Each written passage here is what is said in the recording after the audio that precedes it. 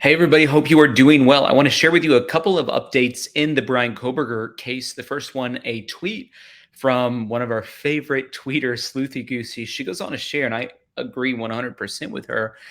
Uh, She said, "Does no one else think it's absurd to be taking 3 weeks of forensic training smack dab in the middle of the Bryan Kohberger case, in the middle of a grand jury? And he's the only digital forensics detective who is capable of downloading Bryan Kohberger's Google data. Nothing done for 3 weeks." You guys are seeing this information here. It says state of Idaho moves to the court extending time returning the above referenced search warrant, which was issued on the February 24th. The search warrant was directed by the court to be served in 14 days. This was served by Detective Lawrence Mowry through the Google law enforcement portal. Forensic Detective Mowry is out of state attending a forensic training for approximately 3 weeks. Detective Mowry is unable to download any of this stuff. Therefore, as of this date, the information is not downloadable. I agree with Sleuthy Goosey. This is absurd. These are documents. There's deadlines on these documents, and they're incapable of getting a return on the documents in a meaningful time period because the detective, the one and only detective who's responsible for this, is away at some training. She also tweeted about this. She said, "Just curious, is this considered a drug problem in Moscow, Idaho?" They even got a new first ever drug dog that was deployed in August of 2022. And so they're just going through the different types of drugs that were seized. The Moscow community joined the rest of the country in witnessing a substantial, consistent rise in mental health issues. Those mental health issues, they say, are, according to drug abuse. This increase continue to make a profound impact on the community, and you can see the number of grams that they were able to seize: meth about 600 grams, fentanyl 412, cocaine 20, heroin 2, marijuana a little over 600, 630. 31 grams by the dog of meth found, 10 pills, zero point 0.5 grams of heroin, 3.4 grams of marijuana. They said all the marijuana that was found as a result of other narcotics. In other words, they're not actually searching for marijuana, they're searching for other narcotics. I'd love to know in the chat section. I don't know much about drugs. This doesn't seem like that many drugs to me, considering it's a college town, but it is a small town. So she said, first, a small town, drugs have been around forever. This is nothing new. Again, I think it's kind of a small amount of drugs. She said the Moscow Police annual report for 2022 said it's the first time they ever had a drug dog. Ragnar joined the police department, came the first ever drug dog. Since his deployment, he's consistently made an impact. Are drugs related to this case or not is even the bigger question for me. A lot of people come out and said, yes, they think drugs have something to do with this case. I don't think they do. I think maybe Bryan Kohberger was using drugs. He had some possibly found on his person when they did the search in Pennsylvania, but I don't think drugs have anything at all to do with this case. Now, another piece of information, Jennifer Coffindaffer tweeting about the death penalty. Guys, I did an entire stream about my thoughts on the death penalty for about 2 hours. I just talked about the death penalty. So if you're interested in knowing what I personally believe about the death penalty, there's a whole video on it. If you click on our live streams and go back, just find the one that says, what does the Bible say about the death penalty? There you go. You get my thoughts there. People ask me all the time. We've actually had people unsubscribe from this channel because of what they assumed I believed about the death penalty. And then I decided to make the video about the death penalty so there's no questions about it. I didn't want people getting it confused about what I actually think. So there's a whole video about it. But Jennifer Coffindaffer tweeting this, several people have asked what her stance is on the death penalty. And she said, for a plethora of reasons, she said, I am not for it generally. In this case, I believe the prosecution should notice the court and put it on the table.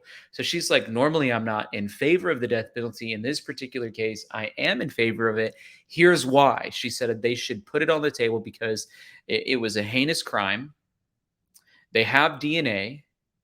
And if convicted, the jury must concur 100% to impose. Maddie, Kaylee, Ethan, and Xana will never get to enjoy a love letter, a meal, a workout, a conversation with a family.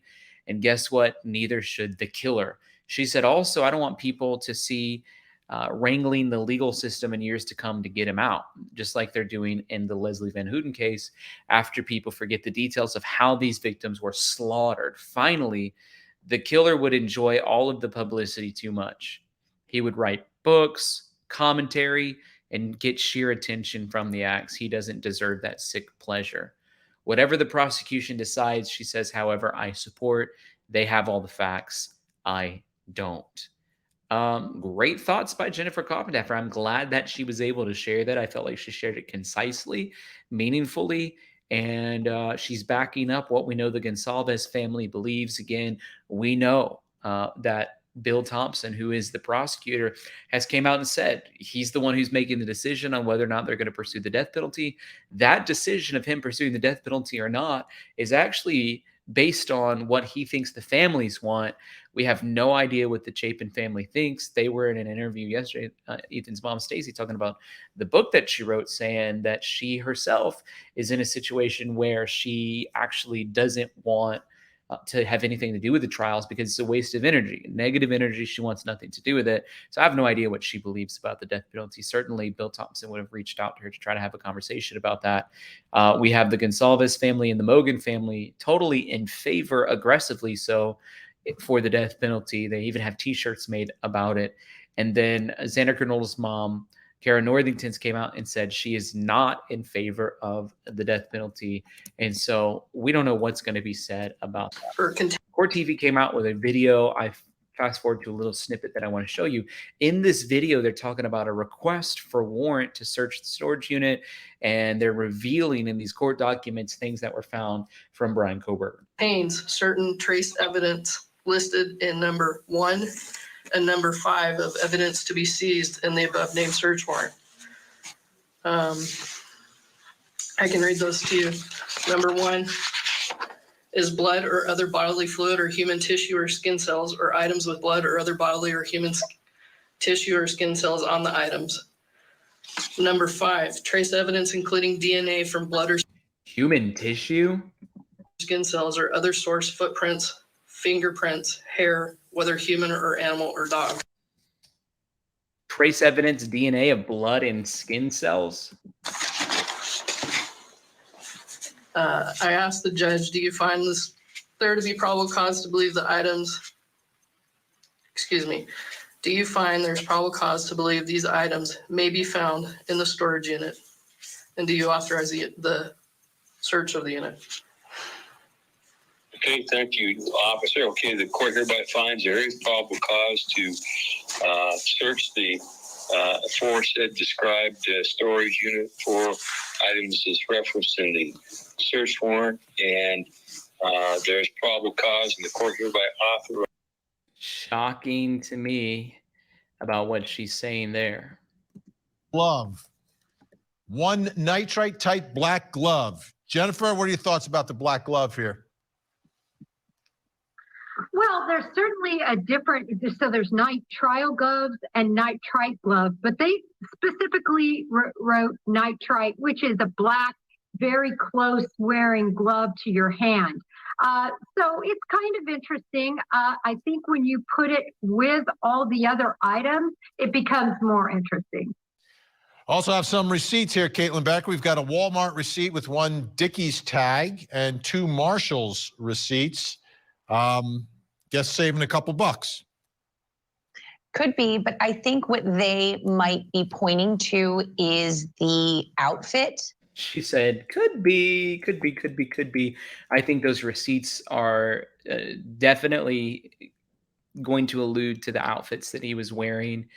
And the black gloves really important because who has black gloves? I know people who have plastic gloves at their house. I know people who wash dishes with those yellow gloves. You guys know the type I'm talking about. People don't have black gloves like that lying around. Come on. I mean, that's pretty damaging in my opinion. But the bigger thing was getting that court hearing from Don Daniels saying human skin tissue.